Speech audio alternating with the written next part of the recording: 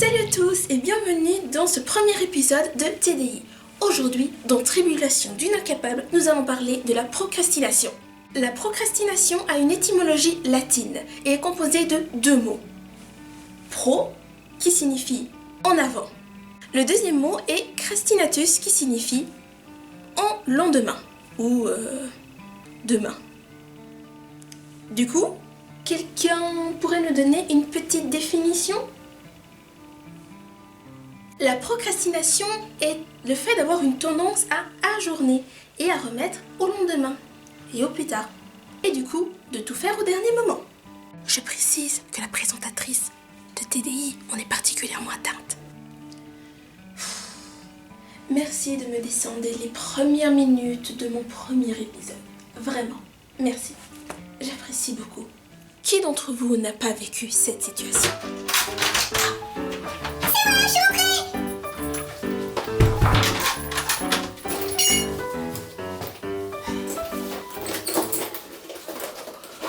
Les exercices de maths pour demain, il y a un d'anglais.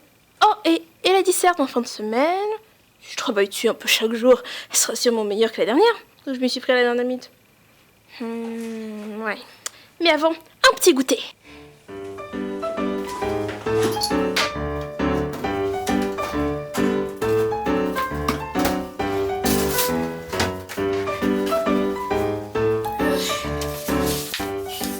Voilà, tous ces devoirs. Oh là, quelle heure il est? Voilà, encore fou, ça montre. Quoi? Déjà 18h. Oh, message!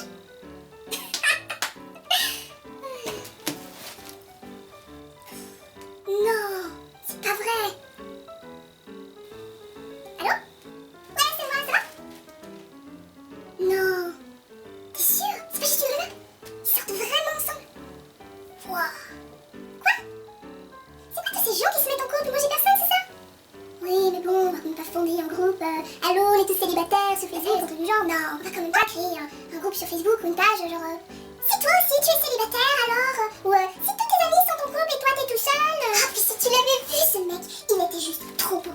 En plus, c'était vraiment ton type. Ouais, bien sûr, moi aussi. Enfin, je veux dire, c'est ton type, mais je trouvais beau aussi. Enfin, je veux dire, je sais, on n'a pas le même genre de garçon. Enfin, même pas le même genre de garçon. Non, je vais l'appeler. Ouais. Les devoirs? Non, je connais pas les devoirs. Allez, ciao. Allez, un petit selfie. Et on va mettre ça sur Facebook et sur Instagram ainsi que sur Twitter. Non? Bon ben... On va faire what? T'es pas sérieuse, j'espère. Un exemple sur les cours. Sur les maths en plus, alors qu'on est en vacances. Oh, ça va. J'avais pas d'autre idée. Alors que tu es abonné à la procrastination depuis ta naissance. Excellente transition, ma chère Yuko. Pourquoi certaines personnes deviennent-elles adeptes de la procrastination? Adepte. Tout de suite, les grands mots négatifs. Sans commentaire. D'ailleurs, en parlant de commentaires, vous voulez bien arrêter de tout le temps m'interrompre afin qu'on puisse finir cet épisode avant la fin du monde? Il y a une nouvelle fin du monde? Pas que je sache. Bon, sérieusement les filles, comme vous pouvez le voir en ce moment même dans TDI, ceci est une situation où la procrastination règne. Tourner en rond et s'égarer dans les méandres abyssales de notre pensée, passer d'un sujet à un autre, qui sont en passant tous les deux totalement inutiles, et tout ça pour reporter le moment fatidique où il faut commencer à traiter le sujet principal, et tout ça à cause de la peur de l'échec, de passer pour quelqu'un d'incompétent, et la peur de la difficulté. Paradoxalement, la peur de réussir ou la peur du succès, c'est-à-dire de tomber dans un cycle infernal et vicieux. On a peur de réussir et du coup d'aimer travailler et de changer de personnalité. La peur de l'isolement et de la solitude. Étant en retard à cause de la procrastination, de plus en plus de personnes seront susceptibles de vous aider. Des personnes de votre entourage, bien entendu. Et du coup, vous ne serez pas seul. La procrastination touche également les adeptes du perfectionnisme. Certains perfectionnistes tendent à procrastiner par peur de ne pas réussir à combler leurs exigences et leurs attentes qu'ils ont placées légèrement trop haut. Nami, En effet, celles-ci veulent avoir un résultat parfait à leurs yeux. Du coup, elles ont peur de se lancer et du coup de le rater.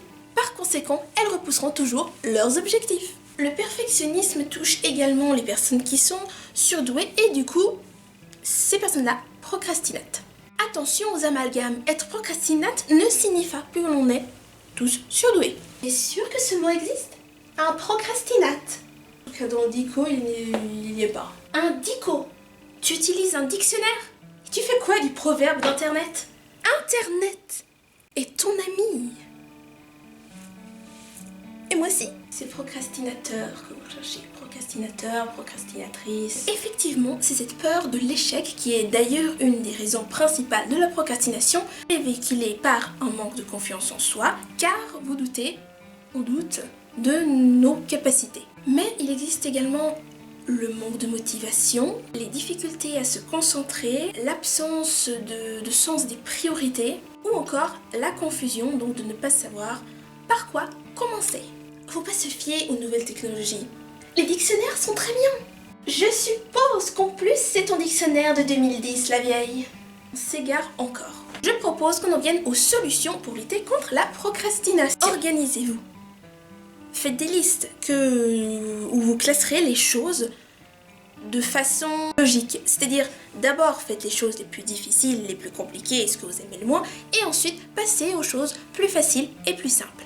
Vous pouvez répartir vos tâches et vous récompenser entre plusieurs tâches afin de vous motiver. Par exemple, vous pouvez ranger votre chambre et passer l'aspirateur et après vous offrir 15 minutes de détente et de relaxation. Jouez à des jeux vidéo, mettez-vous du vernis, lisez des mangas, faites-vous un masque de beauté pour le visage ou pour les cheveux. Ayez confiance en vous. Plus vous êtes confiant, et mieux ça ira. Je sais, c'est très difficile, mais on peut y arriver en ayant des pensées positives. De toute façon, personne n'est parfait, alors vous n'avez aucune raison d'hésiter. Lancez-vous, de toute manière, le premier pas est toujours le plus difficile. C'est comme lorsqu'on va pour la première fois dans une zone de PVP où l'injustice règne, ou encore lorsque l'on va dans une arène pour la première fois dans un jeu comme World of Warcraft. Ou alors lorsque vous hésitez à acheter 3 pantalons, 2 chemisiers, les 3 paires de chaussures, plus les 2 nouvelles palettes de maquillage de votre marque préférée. Yoko, ton exemple est nul. Une fois que c'est acheté, c'est bon. Mettez de côté tout ce qui pourrait trop vous distraire. Éteignez-moi Internet ainsi que tous les réseaux sociaux. Comme Facebook, Twitter, YouTube même. D'ailleurs, pour ceux qui procrastinent, j'espère que vous n'êtes pas ici sur cette vidéo parce que vous procrastinatez. Ce mot n'existe pas. Surtout, posez-vous les bonnes questions avant de commencer. Si par hasard vous ratez vraiment, si vous échouez, quelles seront les conséquences? Est-ce que ce sera une déception passagère ou même peut-être même permanente? À ce moment-là, il faudrait réfléchir un peu différemment. Bref, regardez la réalité en face. On fait tous des faux pas et on a tous notre lot d'échecs. Mais c'est grâce à eux que l'on arrive à progresser. Alors échouez! Une fois, j'ai dû affronter un boss 10 fois avant de réussir à le buter. Disons que c'est difficile d'essayer de tuer un troll qui a le pouvoir de nous transformer en poulet sans pouvoir. Tout le monde s'en fiche de tes problèmes de jeu. Un jour noob, toujours noob. Y a pas de quoi être fier. Voilà tout pour la procrastination. Flash info mes cocos! Le 25 mars, c'est la journée internationale de la procrastination.